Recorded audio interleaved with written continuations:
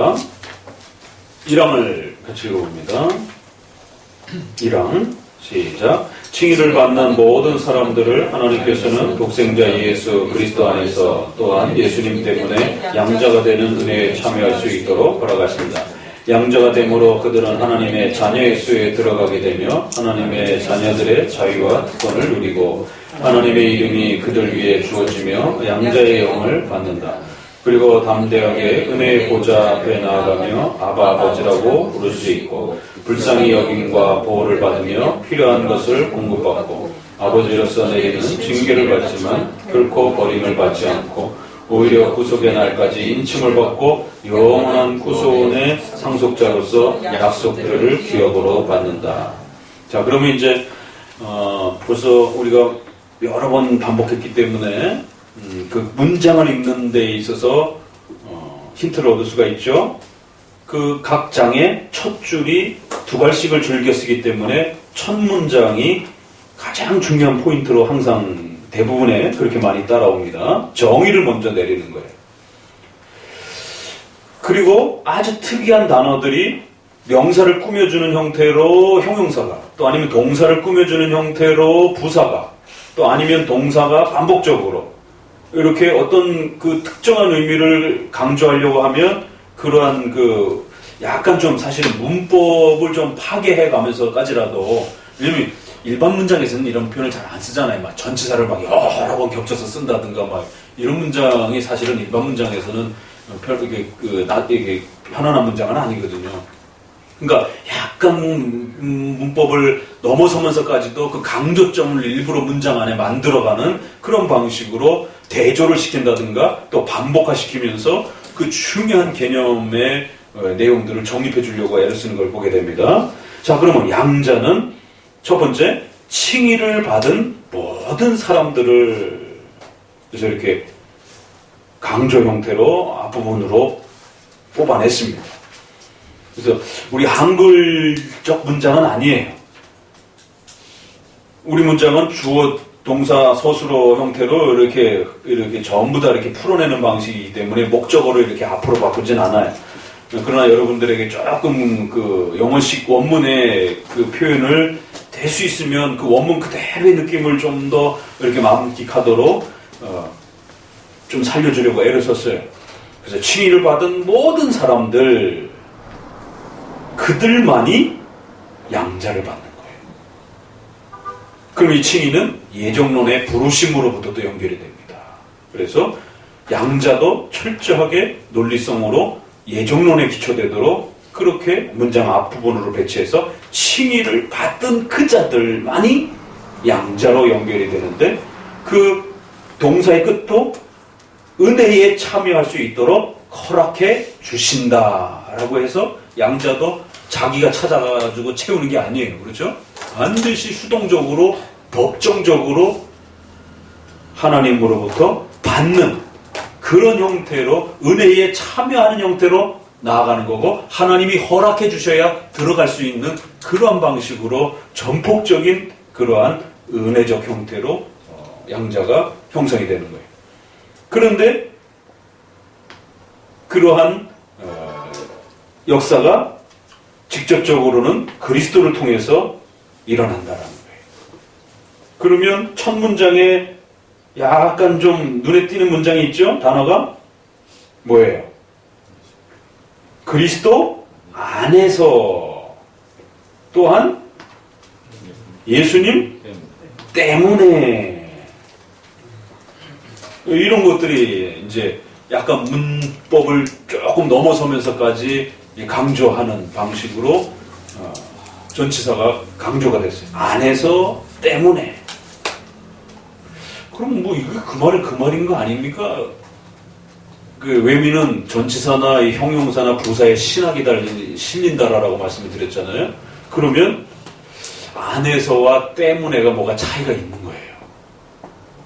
그래서 외미는 이 전치사를 일부러 두 단어 다 포함시켜가지고 이해하도록 집어넣어 준 겁니다. 그러면 예수님 안에서 칭이 된다라고 해도 맞는 말이지만 예수님 때문에 칭이 된다라고도 말을 해야 된다라는 거예요. 또 어떤 사람들이 또 그렇게 주장할 수 있죠. 예수님 안에서 칭의가 되는 것이지 예수님 때문에 칭의가 되는 게 아니다라고 또 이런 극단파들이 있을 수 있는 거예요. 예수님 안에서가 아니고 예수님 때문에 칭의받는 거다라고 또 이렇게 또 강조하는 분파들이 있을 수 있는 거죠. 조심해야 됩니다. 그래서 그런 내용까지 고려하고 양자는 반드시 칭의를 토대로 해서 일어나는 것이니까 의의 소극적인 적용이 칭의, 의롭다함인 거고 그 의를 확대해서 적극적으로 적용해 주게 되면 아들 되는 이러한 은혜를 받는 것이. 그래서 칭의와 양자는 같이 맞물려 있는 은혜라는 겁니다. 외미는 그거를 칭의를 받은 사람들에게 이루어지는 그러한 하나님의 또 다른 은혜의 형태로서 그렇게 소개되는데 그것은 반드시 그리스도 안에서 이루어지는 거고 그리스도 때문에 이루어지는 것이. 자, 예정을 그리스도 때문에 라고 주장한 사람들이 알미니안주의자들. 그럴 때 장로교 쪽에서는 성부 하나님이 예정하셨고 예수 그리스도 안에서 택자들을 택하신 겁니다. 예수님 때문에 택자들을 택했다라고 말하면 안 된다라고 알미니안주의자들하고 엄청 싸웠습니다.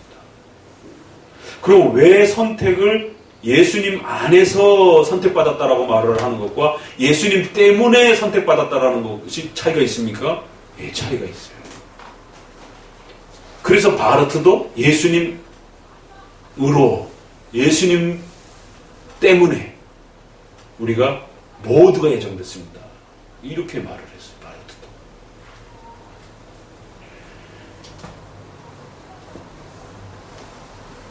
구원론에 와서 예수님 때문에 예수님의 피 흘림과 예수님의 율법에 순종하심 때문에 의를 우리가 대신 예수님이 이루신 의를 예수님이 친히 다 이루어 주셔서 그 예수님 때문에 우리의 죄값이 해결이 된 거예요.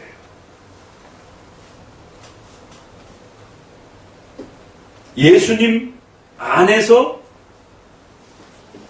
우리가 뭔가 신인 협력을 하는 게 아니에요. 전적으로 의의 원인은 믿음도 아니고 인간의 선행도 아니고 오직 예수님의 피 흘림과 예수님의 공로 때문에. 그러면 예수님 안에서 칭의받았다. 느낌이 달라질 수 있는 거예요.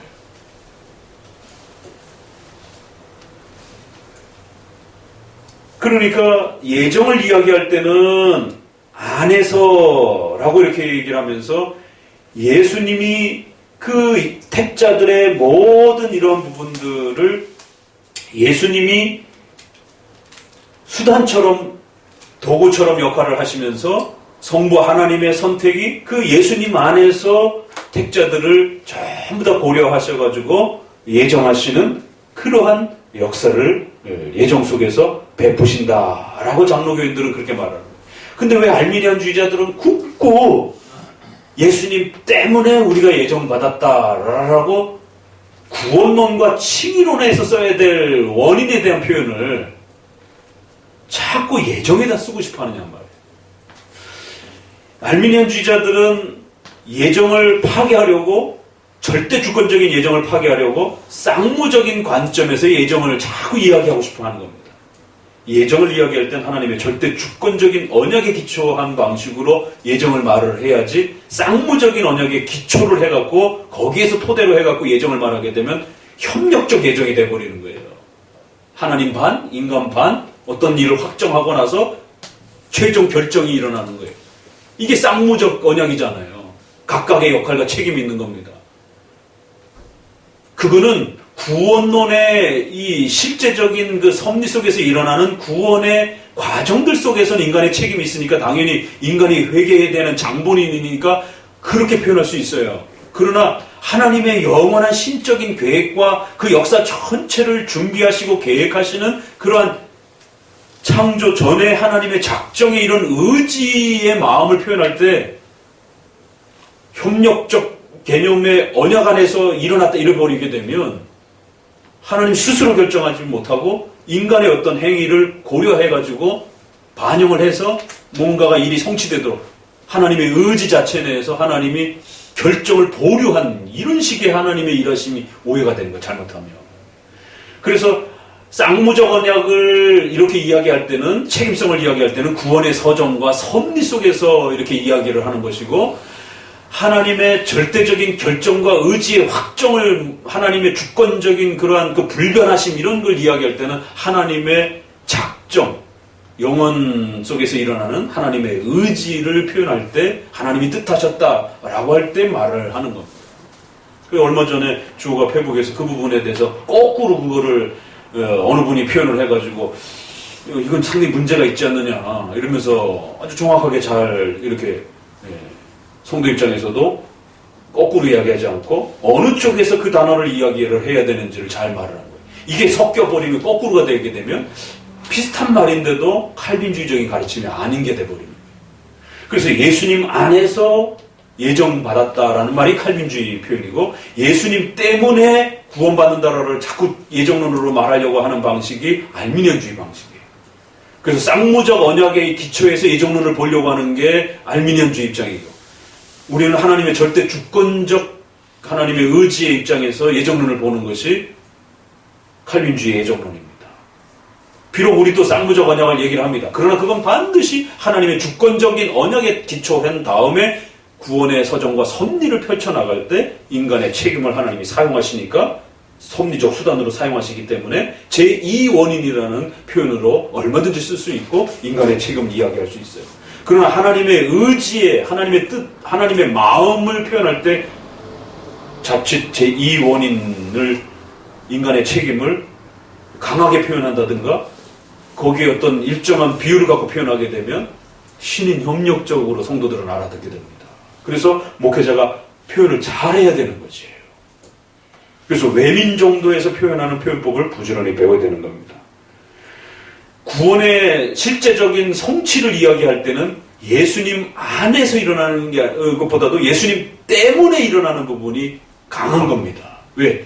모든 구원의 실제적 효력은 예수님이 근거가 되어서 하나님의 그 거대한 계획들이 실제로 성취된 것이지 거기에 누가 다른 인간의 협력적 계획도 아닌 것이고 그래서 인간이 믿음으로 칭의를 받지만 그 믿음조차도 근원적 원인이 되는 게 아닙니다. 단지 그냥 우리가 예수님이 다 이루어 놓으신 그 엄청난 역사를 받는 수단이 될 뿐인 거예요. 때문에 안에서 지금은 양자는 뭐예요? 구원의 은혜에 대한 이야기들이잖아요.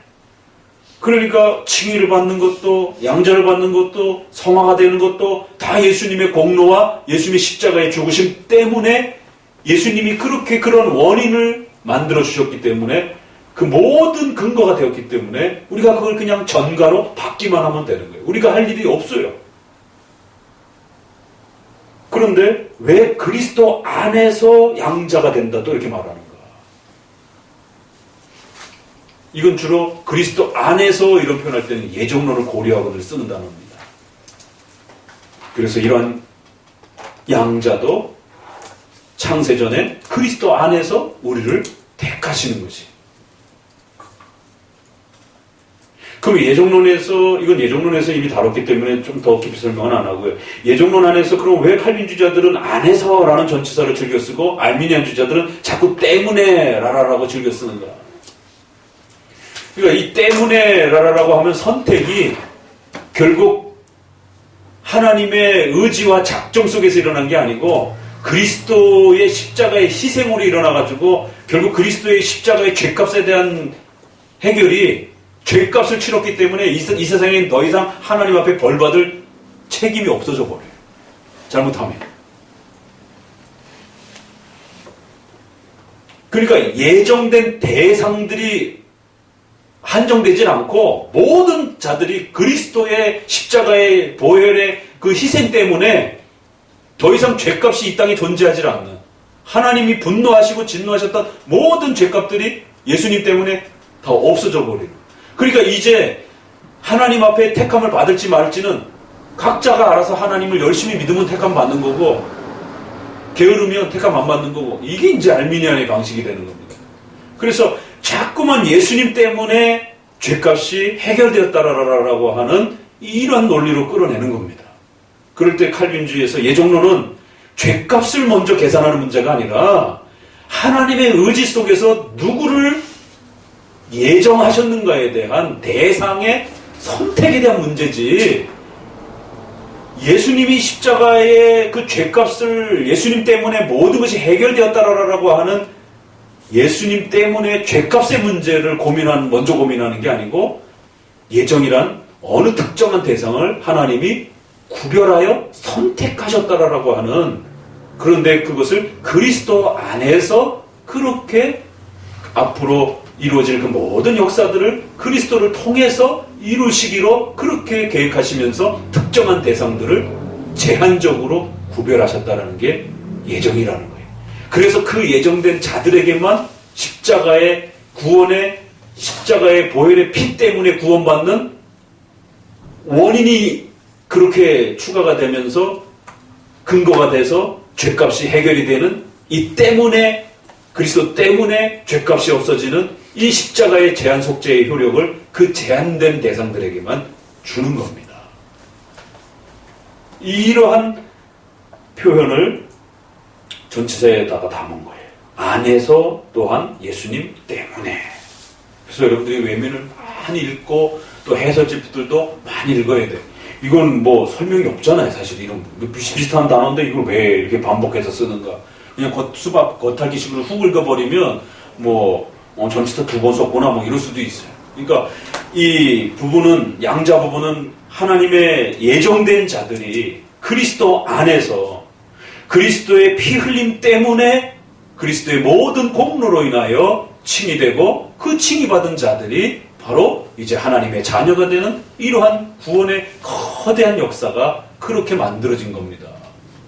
지금까지 신학적으로 설명한 거를 외면은 성도들을 용어로 한마디로 그냥 정리해놔버렸어요. 칭이 받은 자들이 그리스도 안에서 그리스도 때문에 하나님의 은혜에 참여하도록 허락받았습니다. 근데 이것을 설명하기 위해서는 칼빈주의에 대한 알미니안주의와의 그 싸움에 대한 신학 논쟁의 그 차이를 정확하게 인지하고 있어야 성도들한테 설명할 수 있어요. 이게 안에서와 때문에, 이런 전치사를 왜 외민이 이렇게 즐겨 쓰려고 하고 일부러 이렇게 반복해서 쓰고 있는가? 그럼 뭔 차이가 있나요? 그러면 안에서 때문에 양자가 된다라고 했을 때, 그러니까 양자가 되는 것은 단지 그리스도의 십자가의 보혈의 공로의 문제에만 집중해서도 안 되고, 예정에 대한 이 고려와 함께 항상 그리스도 안에서 예정된 자들, 바로 그들에게 그리스도 때문에 십자가의 피로 구원의 모든 공로로 그렇게 은혜를 주시는 이 구원의 역사, 이 전체가 항상 고려되어야 된다는 거예요. 양자됨의 은혜를 생각할 때는 신인 형적설을 완전히 차단시켜버리는 겁니다. 그 다음에 들어보니까 자녀의 수에 들어가며 자녀의 특권을 누리고, 그래서 그들에게는 이름이 주어지면서 최종적으로 양자의 영을 받는다. 그래서 신분이 달라지는 거예요. 그러니까 어떤 결과가 따라붙어요? 뒷문장은 이제 결과가 나오는 거예요. 아버지라고 친밀하게 하나님께 나아갈 수가 있고, 보호를 받고, 또 공급도 받고, 근데 그 결과에는 좋은 것도 반 있고, 우리 눈에 보기에 불편한 것도 반이 있어요. 징계도 받고 책망도 받고 성화도 되어져야 되는. 그러면서 최종적으로는 구원의 상속자로서 기업을 받는다. 이렇게 구성돼. 문장, 짧은 문장 하나에 또 보면. 그래서 첫 줄에 아주 강한 그런 그 힘을 갖고 있고, 그리고는 이 양자는 신분 변화라고 하는, 실제적인 성화 변화가 아니라는 거예요. 이 칭의처럼 이것도 신분 변화라는 겁니다. 그래서 자녀의 수에 들어가는 거고, 그 특권을 소유하는 것이고, 그래서 그들에게 하나님의 이름이 부여되어지는 것이지, 이름이 여기 박히는 게 아니에요. 하나님께서 그들을 하나님의 자녀라라고 그 이름을 부여하시는 것이지, 법적인 부여요, 신분적 부여이지, 어떤 외적인 어떤 하나님의 자녀라고 해서 방언하고 하나님의 자녀라고 해서 금가루로 바뀌고 막 손바닥에 뭐 나타나고 이런 게 아니다라는 겁니다. 자, 양자 교리는 칭의 교리의 확장이며 결과이다. 같이 읽어보세요. 첫 줄. 즉, 칭의와 양자의 은혜는 아니, 135페이지. 시작. 양자는 칭의 교리의 확장의 결과다. 즉, 칭의와 양자의 은혜는 함께 묶여있다. 칭의의 소극적 모습은 의롭다이며 적극적인 모습은 하나님의 자녀됩니다. 칭의는 단순히 죄가 없고 의롭게 된 상태를 최고로 보는 것이 아니라 한 걸음 더 나아가 예수님의 몸이며 하나님의 자녀가 되는 권세를 얻는 데까지 나아간다. 이렇게 중요한 칭의의 적극적인 면인 양자교리가 종교개혁 시대에도 많이 발전하지 못했다. 하지만 본신조는 칭의와 양자를 구별하고 양자의 한 장을 할애하여 그 중요성을 강조한 최초의 신조이기도 하다. 그러니까 양자 부분은 두 가지 중요함이 있어요. 첫 번째는 칭의와 양자의 이 관계성을 먼저 잘 이해해야 됩니다. 그래서 칭의와 양자는 같이 맞물려 있는 의의, 예수님이 주시는 그 의의 효력의 두 면이에요. 그래서 한편으로는 죄인이 의롭다 하는 의로움에 대한 혜택이 주어지는 거고, 더 나아가서는 하나님의 자녀가 되어지는 이런 엄청난 새로운 신분과 특권이 부여되는 거예요. 의로워지는 개념의 특권과 자녀가 되는 특권이 주어지는, 그래서 칭의와 양자가 법정적 또 신분적 그 혜택의 이러한 두 면이라는 겁니다. 그리고 두 번째 핵심의 포인트는 하나님의 자녀의 수에 들어가고 자녀의 특권을 누리며 양자의 영을 받는 이러한 신비로운 이 하나님의 은혜의 역사가 두 번째 이제 이 양자 교리에 있어서 아주 놀라운 그 포인트입니다. 왜 이게 포인트가 됩니까? 아담에게 주었던 그 약속과 혜택을 보게 되면 영원히 산다라고 약속을 주었어요. 선악과 명령에서. 그런데 죄인이 되고 난 다음에 칭의를 통해서 이루어지는 이 열매는 하나님의 자녀의 수에 들어가는 이러한 신분 변화가 새로 생겼습니다. 그래서 양자에 있어서 아담에게서 받은 영원히 사는 영생과 죄인이었지만 이제 용서받고 하나님의 자녀가 되는, 도대체 이 차이가 양자로서 영생하는 것과 피조물로서 영생하는 것에 대한 이 차이를 잘 이해하셔야 됩니다. 아담은 피조물로서 영원히 사는 그러한 영생이었습니다. 그런데 죄가 발생이 됐고 그 죄에 대한 하나님의 작정과 허용적 작정의 섭리의 이후에 양자가 되는 새로운 영생의 은혜가 따라붙었단 말이에요. 그래서 양자의 이 은혜를 잘 이해하려면 죄와 관련해서 양자와의 차이, 즉 아담의 영생과의 차이, 두 번째 포인트예요.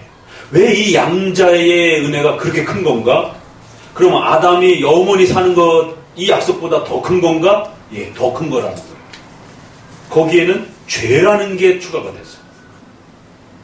그래서 죄는 슬픈 건데 이 양자의 이 은혜를 보게 되면 바로 이 죄 때문에 하나님은 우리에게 더 큰 어마어마한 영생의 이 은혜와 축복을 주셨다라는 거예요. 그게 이제 두 번째 포인트. 그래서 이 양자의 은혜가 얼마나 대단한지를 잘 이해하고 더 풍성하게 깨달으려면 바로 아담의 이 죄와의 문제와 관련해서 이 양자의 은혜가 아담에게 주셨던 약속보다 더 큰 건가? 똑같은 건가? 이런 차이를 잘 이해해야 됩니다. 왜요? 만약에 의롭다 하심이 그게 최고의 목적이었으면 양자는 올 필요도 없어요. 지난번에 능동, 수동, 순종에 대한 논쟁도 그런 겁니다. 그냥 이 수동, 순종만 강조하시는 분들은 율법에 그리스도께서 순종하시고 성취하신 그 공로를 우리에게 주셔서 하나님의 자녀가 되는 이 영광스러움을 하나님이 우리에게 허락해 주셨다라고 하는 이 부분을 인정을 안 하는 거죠. 그냥 아담의 상태로 죄값이 없어졌기 때문에 십자가의 죽으심으로 그 형벌과 죄값이 없어져서 아담의 상태의 그 영생 상태로 다시 돌아왔다라는 거죠. 그래서 최근 논쟁이 심각한 겁니다. 이게 칭의론에서 칭의를 격화시켜버리는, 칭의의 수준을 떨어뜨리게 되는. 칭의를 그냥 면제 수준으로, 죄값을 없어지는 정도의 수준으로. 그렇게 되면 죄가 없어진 것이지 의롭다함을 받은 건 아닙니다. 죄의 형벌을 없애준 것이에요. 형벌적 책임을. 그렇다고 그 사람을 완벽하고 대단한 의로운 사람으로 만들어줘야 될 어떠한 이유와 필요성이 있는 건 아니란 말이에요. 그러면 그리스도의 십자가의 은혜라는 게, 그러면 십자가의 죽으심이라는 게 죄의 책임을, 형벌을 없애주면서 동시에 의롭다라고 하는 것을 만들어주는 것인가? 그러니까 이제 칭의에서 이게 헷갈리는 사람들은, 죄값이 없어졌으니까 아담처럼 의로운 자가 다시 되는 거 아닙니까? 의로운 상태로 이렇게 죄의 형벌이 없어졌으니까 의로운 상태가 된 건 아닙니까? 그거는 창세기를 잘못 이해하고 계시는 겁니다. 아까 좀 전에도 우리 형제가 약간의 그 섭리의 시간 개념과 관련해서 비슷한 질문을 했는데, 아담이 영생을 갖는 존재로 그렇게 태어났고 선악과 명령을 지키면 또 그럼에도 불구하고 영생을 주겠다고 약속을 했어요. 그리고 아담은 처음부터 하나님의 의를 주셨어요. 그런데 시간적으로 죄를 범했어요. 죄를 범하니까 뭐예요? 회초리가 등장을 한 겁니다. 죄값이. 그리고 자연적으로 본래적 의가 사라져버렸어요. 이게 성경이 밝히는 죄의 모습입니다. 자, 그러면 벌을 받아야 돼요. 일단 그 죄값이. 그럼 그리스도의 피 흘림을 통해서 죄값이 없어졌어요. 그럼 저 잃어버린 의는 어떡하냔 말이에요. 죄가 발생이 되면서 죄값도 발생이 됐고 의도 없어져 버렸단 말이에요. 죄값을 해결했다고 해서 의가 저절로 돌아오는 게 아니란 말입니다. 근데 이분들은 그걸 죄값을 치렀기 때문에 의가 저절로 돌아온다고 생각하는 거예요. 그래서 예수님이라고 하는 의로운 분이 이제 내가 너희를 의롭게 할 테니까 의를 전가시켜 준다, 이렇게 생각을 하시는 거예요. 그렇게 되면 하나님의 율법적 공의가 훼손이 되는 겁니다. 왜? 죄값도 없어졌지만 그 죄 때문에 사라진 의를 예수님이 집어넣을 수도 있어요. 예수님이 의로운 분이지만, 예수님이 의로운 분이니까. 그렇지만 하나님이 요구하셨던 너는 선악과를 지키면서 살아가라라고 그러면서 그들에게 자유의지를 주고 그들에게 의의 완벽함을 주셨단 말이에요. 그 책임성이 날아가 버린 거예요. 그러면 예수님이 다시 집어넣어주면 하나님이 원래 준 거는 그럼 그거 하나님 건 없어도 돼, 내 걸로 대신 살아, 이런 식이 되는 거예요. 잘못하면. 성부도 의로운 분이고 성자도 의로운 분이고 다 의로운 분이에요, 삼위 하나님은. 근데 예수님이 자신의 의를 이렇게 율법에 순종하신 성부가 요구하셨던 그걸 완벽하게 이루셔서 그걸 주는 게 아니라, 예수님이 자기가 본래부터 의로우신 분이니까 자기의 의를 그냥 이제 너희가 의로워져야 되니까 의를 주겠다, 의로움을 얘기해요, 그분들도. 그러나 그 의가 어떤 의냐라고 했을 때 선악과에서 요구되었던 그 율법이 요구되었던, 그래서 그 율법을 성취함으로 하나님의 모든 공의가 요구되고 완벽하게 충족된 그 성부가 요구하셨던 의로움을 성취하셔서 주는 게 아니라 예수님이 가지고 있는 의를 준다는 거예요. 그러면 성부는 뭐가 됩니까? 예수님의 사역이 성부를 무시하는 형태로 이게 펼쳐지면 안 되는 겁니다. 복음서에 보세요. 전부 다 예수님이 아버지의 뜻을 이루려고 왔다라고 얘기를 하잖아요. 아버지가 원하시지 않는 건 단 하나도 이룰 수 없다라고 말합니다. 그런데 어떻게 감히 예수님이 사람들을 의롭게 하면서 성부가 요구했던 이런 부분들 다 무시해버리고 이제 내가 너를 의롭게 만들어줄게, 예수님의 의를 받았다라는 거예요. 율법의 의를 받은 게 아니다 이러면서. 그러면 성부가 했던 율법의 의는 다 날아가 버리는 거예요. 본래적 의가 도망갔잖아요. 사라져 버렸잖아요. 그 성부 하나님이 주셨다라고 이렇게 얘기를 하는데, 그래서 예수님은 성부 하나님께서 요구하셨던 선악과에서 명령했던 그 율법의 요구들을 공로적으로 완벽하게 다 성취하셔서 그 의를 예수님이 우리에게 주시면서 성부가 요구했던 이런 의를 내가 대신 이루어졌으니까 그 예수님의 의가 되는 거고, 그러니까 성부의 공의가 완벽하게 충족되는 것이고, 또 죄값도 누군가 죽어야 된다라고 명령하셨기 때문에 그것도 성부의 명령인 겁니다. 성부의 명하셨던 법인 거예요. 그러면 예수님이 십자가에 죽을 필요도 없는 겁니다. 성부의 이 공의적 요구를 따르시지 않을 생각이면 굳이 십자가에 죽을 필요가 없어요. 왜? 예수님이 내가 의로운 분이니까 이제 내가 너희들을 의롭게 만들어줄게. 성부가 요구하셨던 거 그거 신경 쓰지 마. 내가 너네들을 의롭게 만들어주면 돼. 죄값? 그거 괜찮아. 없어도 돼. 이래버리면 예수님과 성부가 갈등을 일으키는, 성부는 이만큼 요구하시는데 예수님은 그거 필요 없고 그냥 예수님의 걸로 의롭게 만들어주는 이런 일이 돼버린다. 그래서 죄값도 성부의 공의적 요구인 거고, 의로움이 충족되는 것도 성부의 공의적인 그 요구 조건이 충족되어야만 되는 겁니다. 그래서 예수님은 둘 다 성부의 공의적 요구를, 하나는 율법에 순종하심으로 그 공의적 요구를 충족시킨 거고, 죄값도 성부가 요구하셨던 죽어야 된다라고 한 그 하나님의, 성부 하나님의 엄중한 법적 요구를 예수님이 대신 죽으심으로 그렇게 성취한 거고, 반드시 이루어야 된다라고 성취해야 된다, 이것도 예수님이 다 이루어서 그걸 준 것이에요. 그러니까 이런 부분에서 이 죄의 문제는 아주 신비로운 영역이 있는 겁니다. 그래서 이 칭의가 양자랑 맞물려서 이 양자의 은혜가 도대체 뭔가, 이 양자의 은혜가 왜 그렇게 소중한가를 잘 이해하기 위해서는 아담의 범죄와 관련해서 아담이 영생하도록 그렇게 또 영생하면서 있었던 존재고 의를 가지고 있었던 그런 존재예요. 그러면 죄값이 없어졌으면 원래 상태로 아담은 의로운 자고 영생하도록 있은 자고 그런 건데 굳이 양자가 뭐하러 필요해요? 아담은 모든 걸 처음부터 다 완벽하게 갖고 있었다라고 자꾸 얘기를 하게 되면 양자의 은혜를 말할 필요가 없어요. 그렇게 되면 칭의의 이 은총이, 양자를 끌어내는 이 칭의의 이 영광스러움이 망가져 버립니다.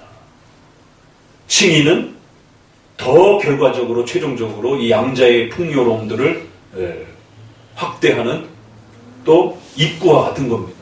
그 칭의 그 자체로 끝나는 게 아니라 칭의는 양자라고 하는 이 어마어마한 의로움에 확대된 그 자녀로서의 이 신분과 특권을 세워가는 토대가 되는 거예요.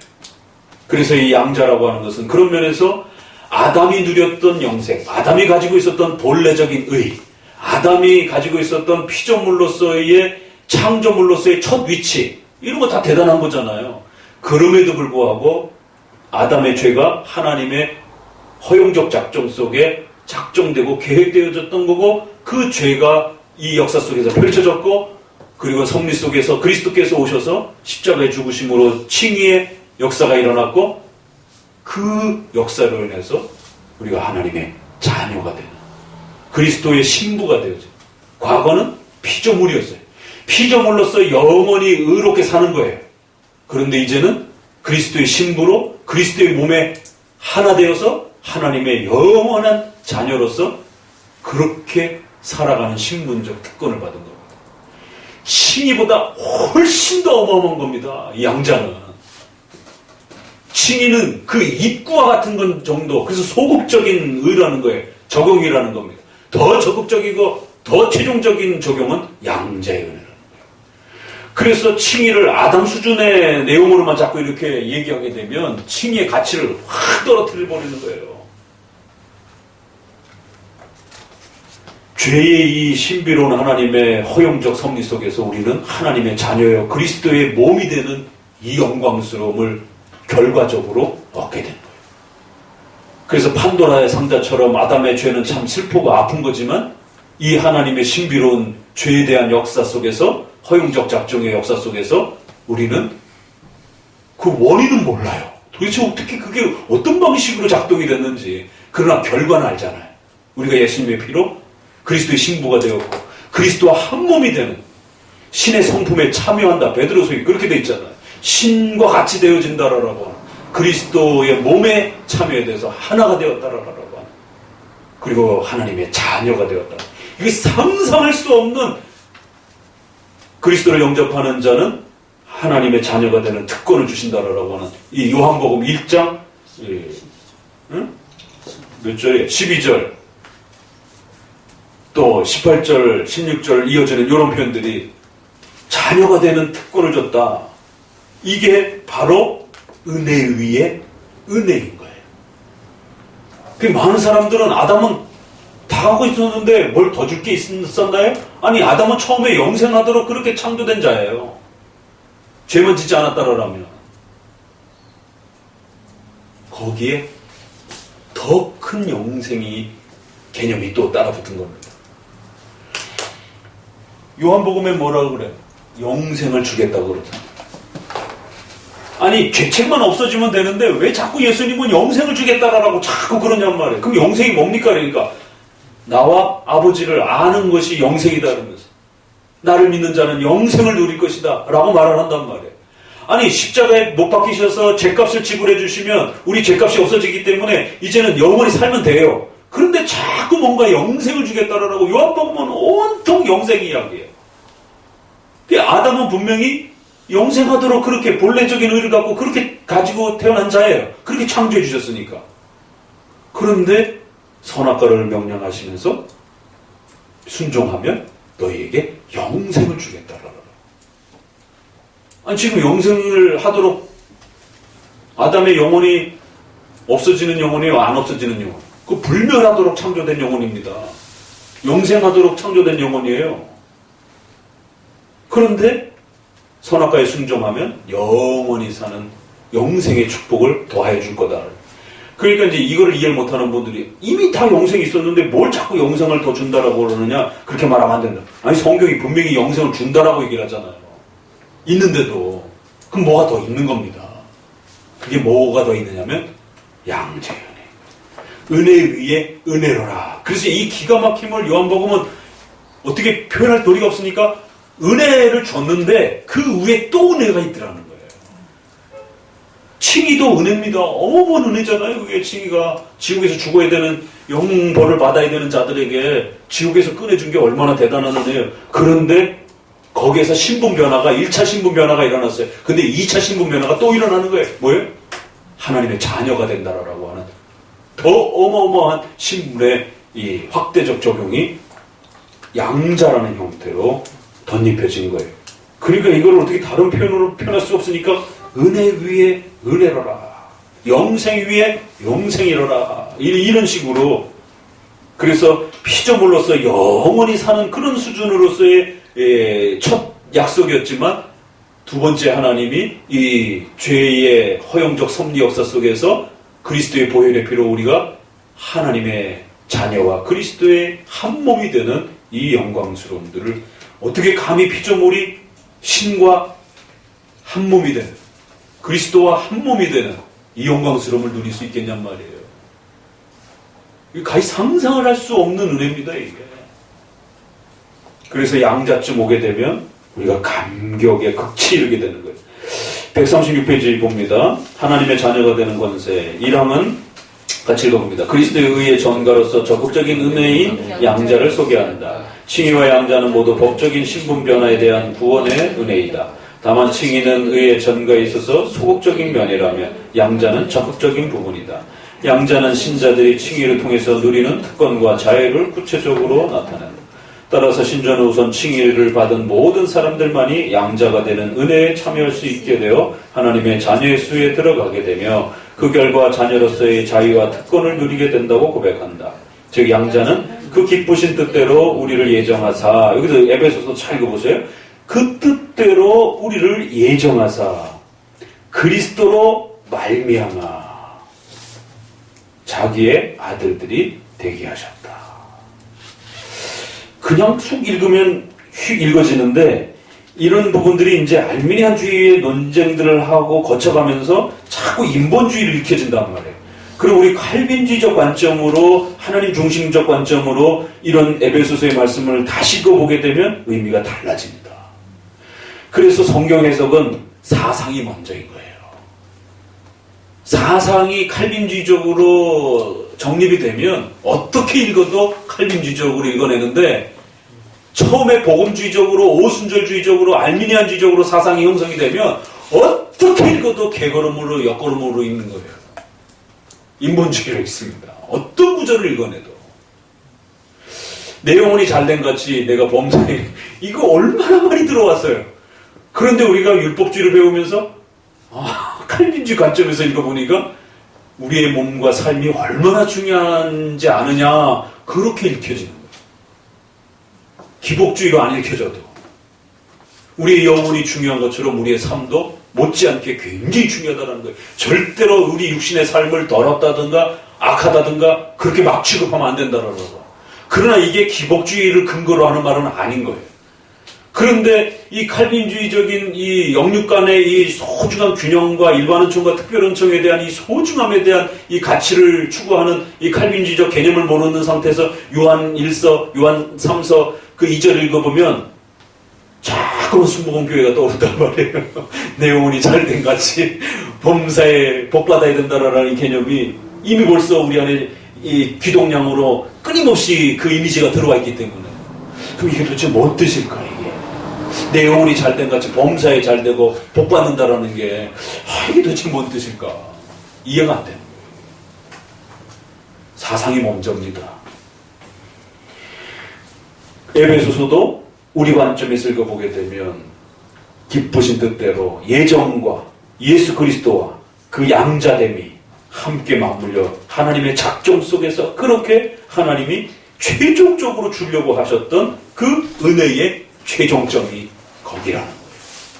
만약에 칭의가 최종점이었다면 아들들이 되게 하셨다 이거 빼야 됩니다. 그렇죠? 그리스도 안에서 예정하사 우리를 예정하사 그리스도로 말미암아 의롭게 하셨느니라 뭐 이러고 끝나버려야 되죠. 근데 칭의를 더 넘어가서 하나님의 아들이 되는 그 부요함과 은혜를 먼저 5절에서 얘기하고 그 다음에 그리스도로 말미암은 구원과 은혜에 대한 이야기들이 쭉 풀어내져 가는 것이죠. 하나님의 자녀라는 엄청난 신분의 열매를 누리는 은혜의 초대인 것이다. 계속 있습니다. 여기에 신비로운 기독교의 비밀이 담겨있다. 5장 섭리에서도 보았듯이 아담의 타락조차 허용적 작정 속에서 일어난 하나님의 신비로운 계획이다. 이 타락으로 인해 우리는 피조물로서 영원히 사는 것이 아니라 예수님의 피로 죄사함 받고 이제는 하나님의 자녀가 되는 권세를 얻게 되었다. 죄의 어두운 역사가 오히려 우리를 하나님의 자녀로 초대받게 하는 수단이 되는 것이다. 하나님의 구원의 역사는 이렇게 두렵고 신비롭고 위대한 손길을 통해서 우리에게 주어진 보물이다. 신조는 양자의 은혜를 통해서 누리는 권세와 자유를 몇 가지로 나눠서 소개한다. 우선 하나님의 소유라고 하는 소유권을 확증하기 위해서 하나님의 이름, 하나님의 영, 또 아버지 이런 부분들이 이 다 소유권에 대한 개념이에요. 하나님의 것이 되었다라고 하는 거. 당연히 아담도 피조물도 다 하나님의 거죠. 그러나 이 돌덩어리가 하나님의 것이라는 개념과 하나님이 우리의 아버지로서 우리가 하나님의 것이라는 개념은 차원이 다르잖아요. 그래서 소유권에 대한 개념. 두 번째는 상식적으로는 좀 알아두세요. 아버지라 이래가지고는 이거를 이제 이 복음주의권에서 자꾸만 아빠 이런 개념으로 자꾸 이렇게 해가지고는 성부 하나님에 대한 이 위대한 작정과 계획에 대한 부분들을 인간의 친밀한 쪽으로 이렇게 더 낮춰놓고 그런 쪽 중심으로 먼저 읽으려고 하나. 이건 그런 게 아니고 그냥 헬라어에 그냥 그 히브리적인 그 독특한 강조요법입니다. 히브리어는 명사가 많진 않아요. 동사도 그렇고. 그러니까 반복해서 써요. 내가 진실로 너에게 이르노니 뭐 이런 표현뿐만 아니라 같은 말을 계속 반복해서 씁니다. 아버지도 아버지는 헬라어 말이고 파테르라고 하는 헬라어 말이고 아바는 당대 히브리어가 아람어 형태로 이제 바뀌었기 때문에 아람어로 아버지라는 뜻이에요. 그냥 하나님이 우리의 아버지시라는 것을 아람어로 헬라어로 여러 번 겹쳐서 강조를 하면서 그만큼 이제 우리가 하나님의 소유권이 되었다라고 하는 소유권에 대한 포인트가 맞춰져야지, 하나님은 이제 우리 아빠가 됐어. 그러니까 이제 우리가 뭔 짓을 해도 하나님은 늘 달려가면 그냥 아빠처럼 그냥 늘 안아주시는 거. 이거 아주 전형적인, 물론 하나님의 사랑의 그런 면이 있죠.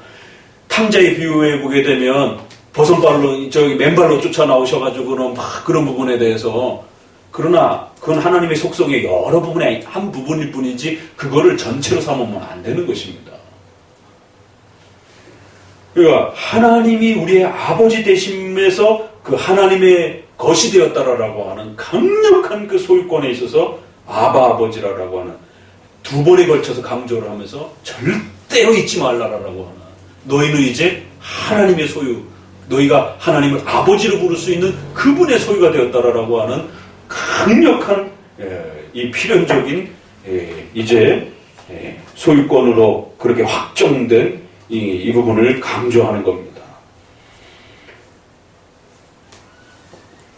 계속 있습니다. 마지막 줄, 양자의 은혜는 영화로운 특권뿐만 아니라 아버지로서 내리는 징계까지 포함한다.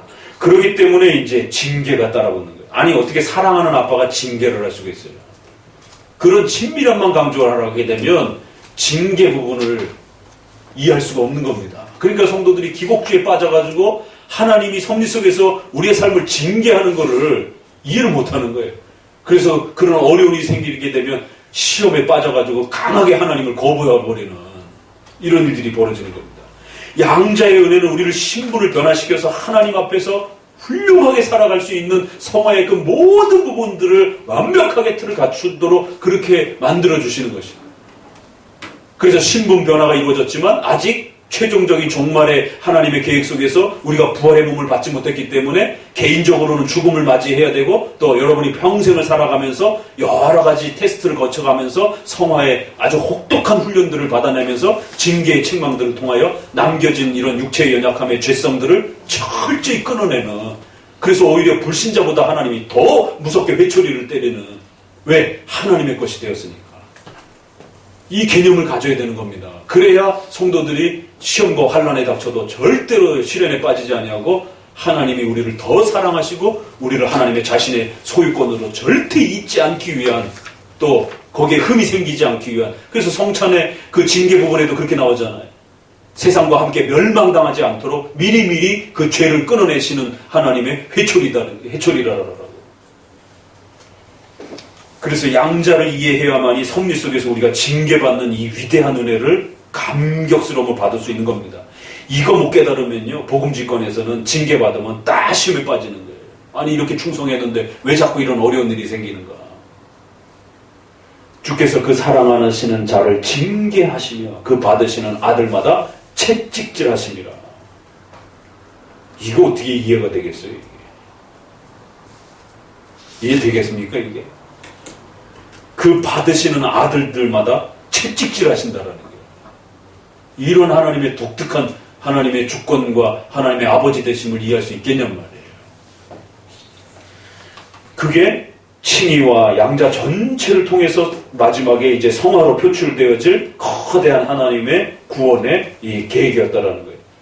그래서 말씀처럼 징계와 채찍질은 죄의 유혹을 막기 위한 자녀로서 받는 성화와 훈련이다. 이 때문에 개혁파는 기복주의와 번영신앙과의 차이가 있는 것이다. 하지만 이 징계로 인해서 양자가 취소되거나 중단되지 않고 오히려 구속의 날까지 인침을 받는다. 즉 칭의가 취소될 수 없는 것처럼 양자도 단회적이고 확정적이며 법정적인 은혜이다.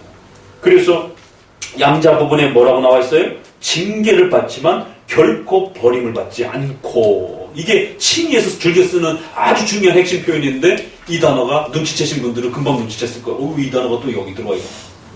왜? 버림받는 나는 오해를 가질까 봐. 징계와 채찍은 반드시 따라 붙어야 되는 거 소중한 성화의 수단이에요. 그렇지만 자칫 성도들이 시험에 들 수 있는 위험성 때문에 결코 버림을 받지 않고, 이렇게 해서 칭의로부터 확정되어진 이 은혜의 최종적 열매인 양자라고 하는 부분이 하나님의 신적 작정의 구원의 계획에 있어서 가장 높은 단계의 그 목적이었다라는, 그 양자됨을 이제 펼쳐내는 방식으로 성화 속에서 우리의 몸의 부분에 있어서까지도 더러움과 흠이 없도록 평생을 통하여 또 죄를 끊어내시는 거고, 또 그리고는 최종적으로 죽음 이후에 그래서 성도들도 죽어야 되는 거예요. 왜? 이 새로운 육체가 교체되어야 되기 때문에. 그렇지 않으면 성도들이 죽을 필요가 없습니다. 그래서 교리문답에는 그 부분이 칭의와 연결돼서 반드시 이 하이델도 그렇고 제네바도 물려지는 거예요. 아니 우리가 칭의 받았는데 죄가 없다는데 왜 죽어야 됩니까? 죽음은 항상 죄값의 개념과 연결되어 있거든요. 그러니까 칼빈도 우리 성도들의 죽음은 죄에 대한 결과와 책임의 문제가 아니라 천국으로 나아가고자 하는 새로운 더 영화로움을 얻기 위한 입구와 같습니다. 수단과 같습니다. 이렇게 거꾸로 적용되어집니다. 그러니까 성도들은 절대로 죽음을 두려워하지 마시고 또 가족들이 돌아가셨을 때도 영원히 이별할 것처럼 그렇게 낭망하지 마시고 소망을 가지시기 바랍니다. 그래서 이 칭의와 양자로 펼쳐지는 이 엄청난 이 영광스러움들을 모르면 자꾸만 기복주로 빠집니다. 이건 됐고요. 좀 잘 먹고 잘 살게 좀 안 되나요? 하나님이 주시려고 했던 최고의 그 창조의 역사 속에서 또 영원한 신적 작정 속에서 이루어지는 거대한 하나님의 이 의지의 작정, 또 구원의 거대한 이 시간과 공간성에서 일어나는 이 어마어마한 하나님의 역사와 관련해서 우리와 관련된 구원의 문제는 이렇게 죄사함과 하나님의 자녀가 되어서 그리스도의 신부로서 그리스도와 하나 되어 영원토록 그리스도의 신의 성품에 참여하면서 하나님의 자녀로서 그 위대한 특권을 누리면서 온 우주 만물을 통치자로서 하나님처럼 다스리고 그렇게 그런 권한과 신분을 누리면서 그 신분과 권한에 따라오는 수많은 하늘의 유업과 기업들을 마음껏 마치 신이 된 것처럼 신만이 그러한 모든 소유권을 누릴 수 있잖아요. 그거를 하나님처럼 그렇게 다 누리라고. 신의 성품에 참여하는 이 어마어마한 복으로 그 아담의 죄의 역사가 참 슬프고 아픈 것이지만 바로 그 역사 때문에 우리는 이 엄청난 위대함들을 누리는 자로 초대돼. 근데 이것을 또 아무나 주시는 게 아니고 그 예정된 자들에게만. 그래서 이 양자는 절대로 보편 양자 개념으로 보편 속죄 개념이 있는 것처럼 보편 예정, 보편 양자 개념으로 수용하면 큰일 난다는 겁니다. 그래서 반드시 칭의 받은 자들, 그리스도 안에서 예정된 자들에 반드시 제한되어지는 그러한 제한된 대상들에게 주어지는 어마어마한 복이기에 더 또 크다라는 거예요. 왜? 못 받는 자들이 있기 때문에. 그러면 더 값지고 영광스러운 것이죠. 왜 쟤네들은 못 받죠? 라고 따질 문제가 아니라는 것이. 우리에게 주어진 것에 대해서 더 초점을 가지시라는 거예요. 당신에게 주어진 게 무엇인지에 대한 그 가치에 대해서 눈을 뜨셔야지 왜 쟤는 못 받죠? 라고 그 원인에 대해서 자꾸 따지고 물으면 그건 신적인 영역이기 때문에 가르쳐줘도 모르는 거예요. 그래서 3계명이 하나님이 말씀에서 가르쳐주신 만큼 생각하고 그 표현된 만큼 그렇게 말하고 행동하면서 하나님을 경외하는 것이지 하나님을 마치 우리가 원하는 질문에 우리가 요구하는 것에 늘 답변해야 되고 무슨 비서처럼 이렇게 하나님을 대하는 자세는 하나님을 모욕하는 자세다. 너가 신이야? 내가 신이야? 하나님이 물으시는 것이. 너희는 신이 아니야. 아무리 은혜를 주고 대우해줬다 할지라도 하나님이 신이신 것이고 참된 하나님이신 거고 너희는 피조물이고 다만 하나님의 자녀로서 그 위대한 축복을 누리도록 초대한 거예요. 그러나 그럼에도 불구하고 하나님은 하나님이고 너희는 너희여. 그 3계명을 따라서 이 양자의 은혜를 잘 이해해야 이 풍요로움들을 갖게 되는 겁니다. 그거에 대한 표시가 세례인 거예요. 그래서 여러분이 시험에 들거나 아프거나 혹시라도 힘들 때 빠질 때마다 늘 여러분이 세례받은 자임을 기억하시고 그 세례를 통해서 하나님의 자녀가 되었다라고 하는 이 영광스러움을 절대 잊어버려서는 안 됩니다. 그래서 교회 안에서는 반복적으로 이 칭의와 양자교리를 부지런히 가르쳐줘야 돼요. 그래야 성도들 자신이 누구인지에 대해서. 등기부등본이 없어서 그런지 자꾸 성도들이 까먹어요. 자기의 그 주민등록 등본이 없어서 그런지. 그래서 그 눈에 보이는 등본을 세례로 만들어준 겁니다. 근데 됐고요. 뭐 성령 세례 딴 거 없나 이러고들 있는 거예요. 그러니까 하나님이 주신 그 눈에 보이는 또 그러한 외적 표시로서의 그러한 부분을 통해서도 그 가치를 교회 안에서 교육시켜주면 돼요.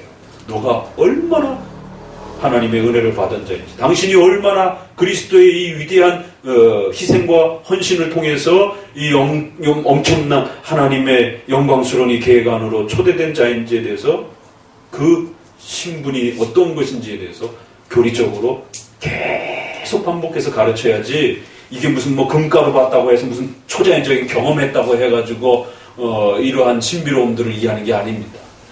이 양자됨을 어떻게 그림으로 가르칠 거예요? 의로움을 어떻게 그림으로 표현할 것이에요? 이게 깨끗한 거, 더러운 걸로 표현할 거예요? 그럼 흑인들이 대번 그 전도지가 그래서 하얀 색깔, 까만 색깔, 빨간 색깔, 뭐 옛날에 그 색깔 전도지, 그게 우리나 통하는 것이지 잘못 흑인들한테 가서 까만 건 죄입니다 이러면 뭐야? 전형적인 인종 발언이 될 수 있는 어떤 그러한 부분 표현할 수가 없는 겁니다. 죄와 의로움에 대한 부분들, 하나님의 자녀가 되는 부분들을. 그래서 성경의 교리를 통해서만 여러분이 깨달으시는 거고, 그래서 웨스민스터에서 적어도 성경의 창세기부터 계시록까지 설명하는 이 엄청난 양자됨을 딱 한마디로 이렇게 해놨어요. 그것도 힘든 겁니다. 그래서 자주 반복적으로 읽으시면서 창세기부터 계시록을 양자됨의 관점에서 한번 쭉 읽어보세요. 그럼 또 그것도 재밌어요.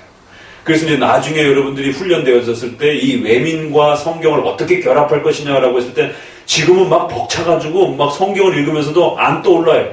그렇지만 이제 여러분이 삼일체를 배웠으면 삼일체 중심으로 성경을 쭉 읽어보세요. 1년에 1독씩 한다라면 한 33년 걸리면 웨스민스터를 따라서 그 주제별로 한 번씩 읽는 거예요.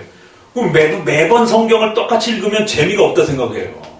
그렇지 않습니다. 성경은 파도 죽을 때까지 파도 2000년 동안 팠는데도, 칼빈이 그렇게 팠는데도 아직도 남을 게 또 있어요. 그러니까 성경의 주제별로 그렇게 쭉 읽어보세요. 그러면 성경이 정말 그렇게 쫙 통일성 있게 보입니다. 언약 중심으로 보이니까 지금 한국교회나 서구교회가 전부 다 구속사 중심이라고 하는 패턴을 언약 중심으로만 맞춰놨어요. 언약 소중해요. 그러나 그걸로만 중심으로 다 보면 또 안 된다는 것이죠. 그래서 삼일체 중심으로도 쭉 보고, 언약 중심으로도 한번 쭉 보고, 또 양자라고 하는 형태로도 중심으로 쭉 보고, 칭이라고 하는 형태로도 한번 쭉 보고, 종말론적 관점으로도 한번 쭉, 뭐 계속 반복해서 읽을 때마다 성경은 끝도 없이 그 즐거움과 맛이 반복적으로, 예전에는 그렇게 안 보였던 구절이 새롭게 눈에 들어오는, 이게 그런 뜻이었구나 이러면서 또 성경에 아주 흠뻑 젖으면서 또 하나님의 어떤 분인지를 알아가게 되는 겁니다. 제가 칼빈주의를 배우고 나서 가장 감격스럽게 깨달았던 교리 중에 하나가 이 양자교리예요. 일반 복음주의에 있어서는 이 양자의 개념을 잡기가 쉽지 않습니다. 왜? 그냥 죗값에 피 흘림 받았다라고 하는 여기에서 대부분 많이 머물러 있기 때문에. 회개하고 예수님 믿어 구원받자. 이 패턴이잖아요. 그렇지만 칼빈주의에 있어서는 단 칭의의 1차적 차원에서만 머무는 게 아니라 바로 더 적극적인 그 최종적 목적에 있는 양자의 부분을 끌어내서 이렇게, 그것이 바로 하나님의 칭의의 최종적 목적이었다라고, 그게 이제 펼쳐지는 게 영화로움에 우리가 마지막 천국에서 이루게 될 그 양자됨의 그 모습을 몸으로서 누리고, 새로운 몸으로 누리고, 또 새로운 공간에서 누리고, 새로운 그 모든 시공간에서 누리는 것이 영화 단계인 겁니다. 그렇게 견인받다가 영화는 죽음 이후의 단계를 이제 우리가 다루니까. 그래서 이 양자된 그리스도의 신부여 하나님의 자녀가 되었다라는 것, 이 부분을 수도 없이 반복하고 흘려왔지만 그걸 그렇게 가볍게 흘릴 수 있는 주제가 아니라는 것. 가장 영광스럽고 가슴 벅차게 뜨겁게 여러분이 힘들고 어렵고 울적할 때마다 칭의와 양자교리를 다시 한번 읽어내면서, 또 성경의 가르침들 중에 그런 부분들을 읽어낼 때 우리의 지쳤던 마음이 성령의 내적 조명에 의해서 강력하게 우리가 어떻게 구원하는지, 또 우리가 하나님의 예정 안에서 양자됨에 에베소서 1장 5절에 있는 것처럼 하나님의 기쁘신 뜻 안에서 너희를 예정하사 그리스도로 말미암아 하나님의 아들들이 되게 하다. 이거 외우셔야 돼요. 이거는 교리적 개념을 가지고 이렇게 기억하시면 잘 외워집니다. 하나님의 기쁘신 뜻 안에서 모든 하나님의 역사는 그 하나님의 의지의 작정에서 나오는 출발하는 거예요. 그 의지가 예정의 형태로 예정으로 그리스도 안에서 그리스도로 말미암아 하나님의 아들들이 되게 하셨느니라. 정말 잊을 수 없는 그런 멋진 선언입니다. 한 주간 동안 양자 좀 많이 묵상하시고 또 느낌들을 좀 많이 또 소개해 봐 주세요. 오늘 여기까지 합시다. 기도합니다. 하나님 감사를 드립니다.